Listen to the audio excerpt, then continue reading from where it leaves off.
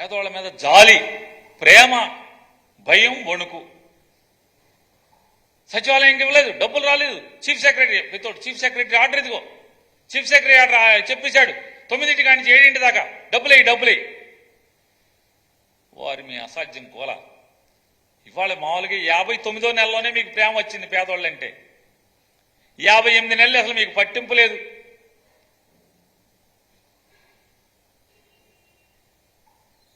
యాభై 58 నెలలు జన్మభూమి కమిటీలో మీరు అన్నీ పంచిపెట్టారు. తెలుగుదేశం పరిపాలనలో 2014 నుంచి 19 దాకా జన్మభూమి కమిటీల ద్వారా మీరు ప్రతి పథకాన్ని 58 మాసాల పాటు మీరు పంచిపెట్టారు. చిట్ట చివరికి పసుపు కుంకంతో సహా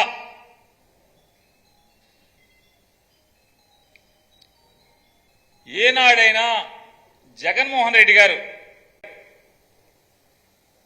మీరు రైతు రుణమాఫీ చేస్తాం సంపూర్ణంగా అని 86,000 కోట్ల రూపాయలు రైతు రుణమాఫీ చేయకుండా ఎగ్గొట్టి మోసం చేస్తే, చిట్ట చివరిగా ఎన్నికలకు వచ్చే తరుణంలో రైతుకు 3,000 4,000 రూపాయలు డబ్బులు వేస్తుంటే జన్మభూమి కమిటీ ద్వారా మేమేమన్నా ఆపాము? మీ సెలక్షన్ అంతా కూడా జన్మభూమి కమిటీలే, లబ్ధిదారుల ఎంపిక అంతా కూడా జన్మభూమి కమిటీలే. దొంగ రైతులు, పొలం నాది, ఆడెవడో అసలు ముఖం తెలియనివాడు లబ్ధిదారుడు, నా నియోజకవర్గంలో ఇస్తా. 100ల సంఖ్యలో మీ తెలుగుదేశం పార్టీ కార్యకర్తలకి రైతుకు సంబంధం లేకుండా, భూమికి సంబంధం లేకుండా మీరు లబ్ధిదారుగా ఎంపిక చేసినటువంటి డబ్బులు, ఆ రకంగా చేసి మీరు డబ్బులు వేయించిన జగన్మోహన్ రెడ్డి గారు కానీ వైఎస్ఆర్ కాంగ్రెస్ పార్టీ కానీ పల్లెత్తు మాట మాట్లాడిందా? ఎలక్షన్ కమిషన్కి అబ్జెక్షన్ ఇచ్చిందా? డ్వాక్రా అక్క చెల్లెలందరికీ కూడా సుమారుగా 10,000 కోట్ల రూపాయలు బేషరతుగా రుణమాఫీ చేస్తానని చెప్పి మీరు హామీ ఇచ్చి ఓట్లు వేయించుకుని మోసం చేసి, మళ్ళీ ఎన్నికల తరుణంలో 58 మాసాలు గడిచిన తర్వాత పసుపు కుంకం పేరుతో మీరు డబ్బులు వేస్తుంటే, ఆ డబ్బులు వేసేటువంటి డబ్బులు ఆపండి అని మేమన్నా ఎలక్షన్ కమిషన్కి వెళ్ళి ఎప్పుడన్నా ఆపామా? ఫిర్యాదు చేశామా? జగన్మోహన్ రెడ్డి గారు కానీ వైఎస్ఆర్ కాంగ్రెస్ పార్టీ వాళ్ళు ఎవరన్నా కానీ? అంటే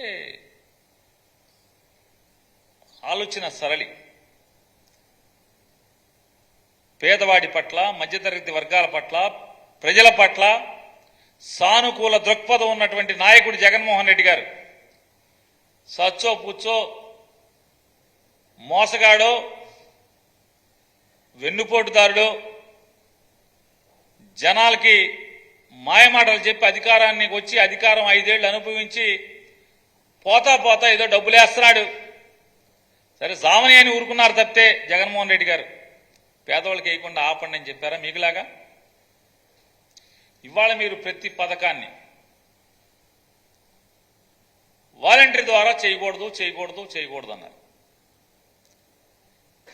ఎన్నికల కమిషన్ దగ్గరికి వెళ్ళి పెద్ద ఉపన్యాసాలు ఇస్తున్నారు. అసలు మామూలుగా కాదు. అసలు అంటే ఇలా బుర్రలో ఏదో పెద్ద ఆలోచన ఉన్నట్టు. ఒకటి చెప్తాడు, నేను లెక్కేశానండి, 1,60,000 మంది సచివాలయ ఉద్యోగస్తులు ఉన్నారు ఈ రాష్ట్రంలో. ఈ సచివాలయ ఉద్యోగస్తులు 65,90,000 చిల్లర ఎంతో దగ్గర 66 లక్షల మంది పెన్షన్దారులు ఉన్నారు. వాళ్ళందరికీ లెక్కేస్తే ఒక్కొక్క సచివాలయ ఉద్యోగస్తుడికి 80 పెన్షన్లు ఇవ్వచ్చండి అని ఒకడు అంటాడు. ఎందుకండి సచివాలయ ఉద్యోగస్తులు తలుచుకుంటే ఇంటింటికి వెళ్ళి ఇవ్వద్దని ఎవరు చెప్పాడు? సచివాలయ ఉద్యోగస్తుల ద్వారా 1,60,000 సచివాలయ ఉద్యోగస్తులందరినీ కూడా వాడి పెన్షన్లు ఇవ్వాలి. కేవలం జగన్మోహన్ రెడ్డి కుట్ర చేస్తున్నాడు, జగన్మోహన్ రెడ్డి గారి ప్రభుత్వం కుట్ర చేస్తుందని మాట్లాడతారు. ఓరి మీ పాసుగోలా. అసలు మామూలుగా నిన్నటి దాకా ఏం మాట్లాడారు మీరు అందరూ? చంద్రబాబు నాయుడు, పవన్ కళ్యాణ్, భారతీయ జనతా పార్టీ, మీరు ఏం మాట్లాడారు? జగన్మోహన్ రెడ్డి గారు ఎక్కిన తర్వాత ఒక్క ప్రభుత్వ ఉద్యోగం నియామకం చేయలేదు. ఒక్క ప్రభుత్వ ఉద్యోగంలో ఒక్క యువకుడిని, ఒక్క నిరుద్యోగిని నింపలేదు. ఒక్క జాబ్ క్యాలెండర్ లేదు. అసలు ప్రభుత్వ ఉద్యోగాలు నింపలేదన్నారు. ఈ సచివాలయ వ్యవస్థ ఎక్కడిది?